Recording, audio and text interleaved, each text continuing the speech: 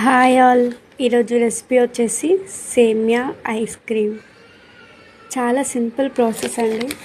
Just ఒక cup సేమియా, ఒక కప్కి 2 కప్ మిల్క్ వేసి ఉడకబెట్టేసుకొని అందులో 1 cup milk powder, 2 cups sugar వేసుకొని బాగా కలుపుతూ ఒక పొంగు వచ్చే వరకు ఉంచుకోవాలి.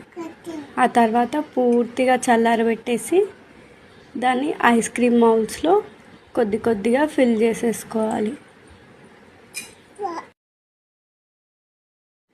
పూర్తిగా ఫిల్ అయిపోయాక రిఫ్రిజిరేటర్లో ఓవర్ నైట్ పెట్టేసుకొని నెక్స్ట్ డే మార్నింగ్ మన సేమియా ఐస్ క్రీమ్ రెడీ. మా పాప చాలా ఎంజాయ్ చేస్తూ తింటుంది. ఇలా హాట్ సమ్మర్లో కూల్ ఐస్ క్రీమ్స్ చాలా బాగుంటాయి. సో మీరు ట్రై చేసి ఎలా ఉందో